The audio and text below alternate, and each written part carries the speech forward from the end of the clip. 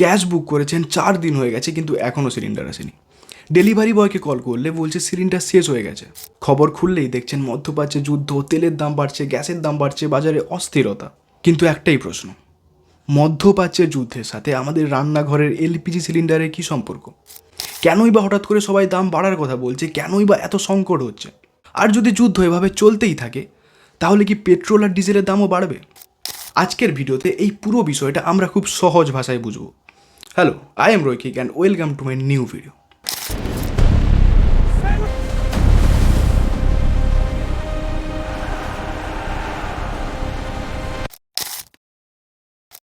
বর্তমানে বিশ্বের সবচেয়ে বড় উত্তেজনা জায়গা হচ্ছে মধ্যপ্রাচ্য বা মিডিল ইস্ট।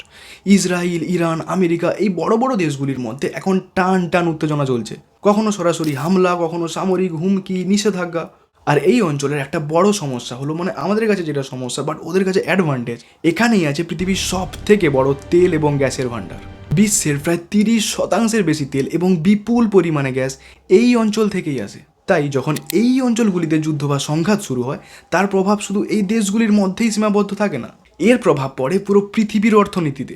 আর সেই প্রভাব ধীরে ধীরে এসে পৌঁছয় আমাদের রান্নাঘর পর্যন্ত। মিডিল ইস্টের একটি ছোট কিন্তু খুব গুরুত্বপূর্ণ জায়গা আছে, যার নাম হরমুজ স্ট্রেট। হয়তো এতদিনে সবার কানে এই নামটা একবার হলেও এসেছে। এটি জাস্ট একটি ছোট সামুদ্রিক পথ, কিন্তু এখান দিয়েই প্রতিদিন প্রায় হাজার হাজার তেল এবং গ্যাসবাহী জাহাজ চলাচল করে। শুনলে হয়তো অবাক হবেন, পুরো বিশ্বের প্রায় 20% তেল এই ছোট সামুদ্রিক পথ দিয়ে যাতায়াত করে। ভাবুন, পুরো পৃথিবীর প্রায় 1/5 তেল একটি ছোট সামুদ্রিক পথ দিয়েই যাচ্ছে। এখন যদি এখানে যুদ্ধের ভয় থাকে, বা জাহাজ চলাচল বন্ধ হয়ে যায় বা বন্ধ করে দেওয়া হয়, তাহলে কি হবে? পুরো বিশ্বে গ্যাস এবং তেলের সাপ্লাইতে সমস্যা দেখা দেবে। এখন প্রশ্ন হলো, এই যুদ্ধের কারণে আমাদের কেন এলপিজি গ্যাসের সমস্যা দেখা দিচ্ছে? কারণ ভারত নিজের গ্যাস পুরোটা তৈরি করে না। ভারতে ব্যবহৃত এলপিজির প্রায় 60% বিদেশ থেকে আমদানি করা হয়, এবং এই গ্যাসগুলির একটি বড় অংশ আসে ওই মিডিল ইস্টের দেশগুলি থেকে, সৌদি আরব, কাতার, ইউএই এবং মধ্যপ্রাচ্যের আরও বিভিন্ন দেশ থেকে। আর যখন এই দেশগুলির মধ্যে যুদ্ধের উত্তেজনা বাড়ছে, তখন কয়েকটি বড় সমস্যা দেখা দিচ্ছে। প্রথমত, জাহাজের নিরাপত্তার ঝুঁকি বাড়ে। দ্বিতীয়ত, শিপিং ইন্স্যুরেন্সগুলির খরচা বেড়ে যাচ্ছে। এবং তৃতীয়ত, অনেক জাহাজ ওই হরমুজ স্ট্রেট এড়িয়ে অন্য পথ ধরছে, এবং এর ফলে এত সমস্যা এড়িয়ে গ্যাসগুলি ইন্ডিয়াতে পৌঁছতে দেরি করছে। এটি একটি মুখ্য কারণ, যার কারণে ডিস্ট্রিবিউটারের কাছে স্টক কমে যাচ্ছে এবং আমাদের বাড়িতে গ্যাসের সিলিন্ডার পৌঁছতে দেরি করছে। এখন আমরা news channel, TV, mobile, Facebook, YouTube, যেখানে নিউজ দেখতে যাচ্ছি, একটা বড় হেডলাইন আমরা সবাই দেখতে পাচ্ছি: গ্যাসের সংকট, তেলের সংকট, গ্যাসের দাম বাড়ছে, তেলের দাম বাড়ছে। আর এখান থেকেই আমাদের মাঝে তৈরি হচ্ছে একটা আননেসেসারি প্যানিক মুভমেন্ট। এখন সবাই ভাবছে যে আগে থেকে গ্যাস বুক করে রাখি। ধরুন, একটা এলাকায় প্রতিদিন 1000 সিলিন্ডারের চাহিদা, কিন্তু শুধু ভয়ের কারণে মানুষ একসাথে অনেক বেশি বুকিং করতে শুরু করলো। কেউ একটার বদলে দুটো বুক করলো, কেউ আগে থেকে বুক করলো।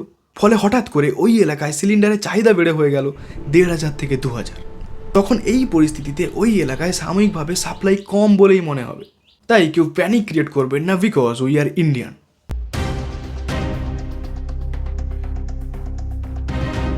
হ্যাঁ, এটি একটি রিসেন্ট নিউজ, যেখানে দেখা যাচ্ছে আমাদের মুম্বাই বন্দরে ওই হরমুজ স্ট্রেট থেকে একটি তেলবাহী জাহাজ আমাদের ইন্ডিয়াতে ঢুকেছে। That's the power of India. এখন আসি সবচেয়ে গুরুত্বপূর্ণ প্রশ্নে: গ্যাসের দাম কেন বাড়ছে? যখন যুদ্ধ শুরু হয়, তখন আন্তর্জাতিক বাজারে তেলের দাম দ্রুত বাড়ে। ধরুন, যদি তেলের দাম 10% থেকে 15% বেড়ে যায়, তাহলে কয়েক সপ্তাহের মধ্যে তার প্রভাব পড়বে গ্যাসের দামেও।